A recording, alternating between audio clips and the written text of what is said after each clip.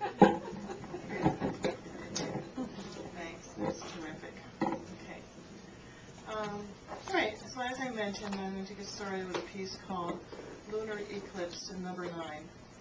And it's an essay I wrote after taking the night test one night. I have to admit I'm not the most scientifically informed person. And as for lunar and solar eclipses, Shakespeare's comedic title, Much Ado About Nothing, comes to mind. Any eclipse, by definition, is something that is not there, as in the case of a shadow that is cast over the moon. I am an urban person. If I'm not mindful, I tend to live my life like a rat in the race, and I rarely look up, especially after dark. There are reasons for this. On the night of the lunar eclipse, for example, it would have been futile for me to look up when I was waiting for the bus. I was standing at the corner of 15th and Walnut Streets in Center City, Philadelphia, and even if I had stepped outside of the bus shelter, the tall, close buildings around me would have obscured my view of the moon. As it was, I didn't know anything about the eclipse until I was on the number 9 bus, which runs from Center City to my home in the northwest section of the city, about a 20-minute ride. I cannot stop myself from eavesdropping, and wherever I am, and whenever I am on the bus, when I'm not listening to my Spanish lessons or humming, sometimes unconsciously, along to the music on my iPod, this is my favorite thing to do. I was sitting in the seats toward the front of the bus, the ones with lots of leg space in the middle aisle that faced the opposite windows. I was going home after teaching my continuing education night class at Temple University Center City, and it was after 10. Late in the evening, the bus culture is entirely different than it is 4 hours earlier during rush hour. There are fewer passengers. Tonight the bus is less than half full, and the atmosphere is entirely casual. People are friendly. We talk to each other and to the driver, who smiles back and talks to us. In part, it is different because late in the evening, everyone is too tired to be in a hurry.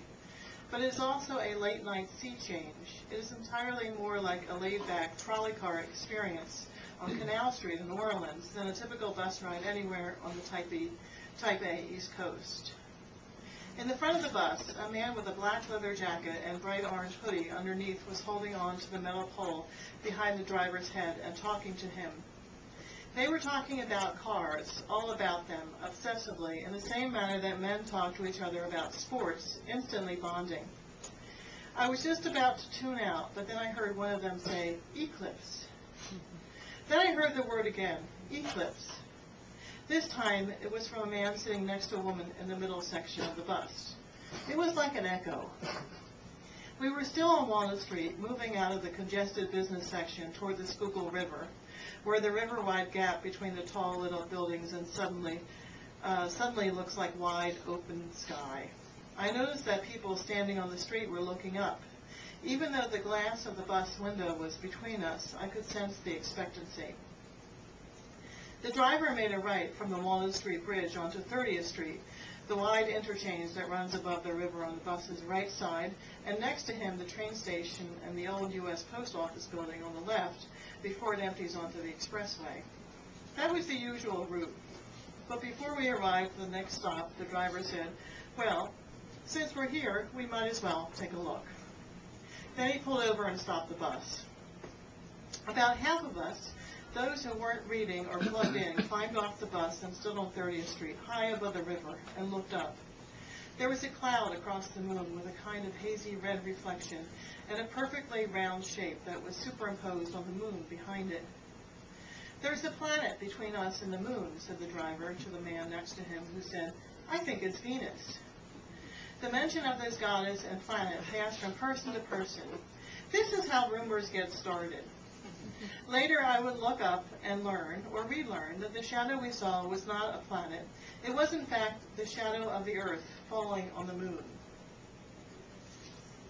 And so we were standing there looking at the shadow of our own planet, and ourselves and the others scattered across Earth who were looking up, and all the buses and expressways and skyscrapers and rivers, so small there in the immensity of our collective shadow. We were points of darkness in that shadow, so small that we couldn't even see ourselves as we stared up, watching what we thought was the perfect orb of Venus, casting a gradually creeping shadow across the surface of the moon, until the only remaining moonlight was a perfect sliver around the top edge, a hard, bright light. We stood there silently until the driver shrugged and said, "Well, it's time to go," and we followed him back onto the bus that he had left running. He made his last stop before the expressway, and we followed the same trajectory home that we always do on the 9.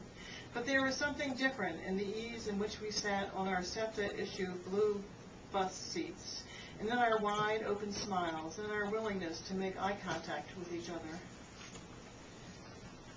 When I stepped off the bus at my usual stop, I was alone, but when I looked up, I was still connected to the others, all of us looking up and waiting.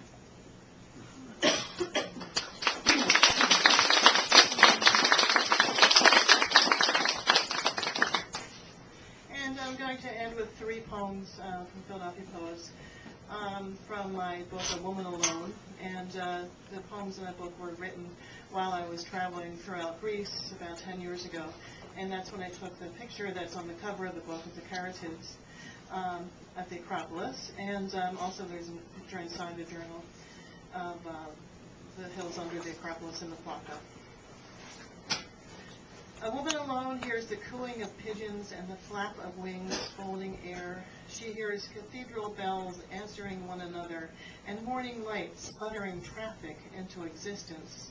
A woman alone is a city awakening. A woman alone is sun sinking into itself. She is the deep hues of pink scorching the violet line between sky and sea.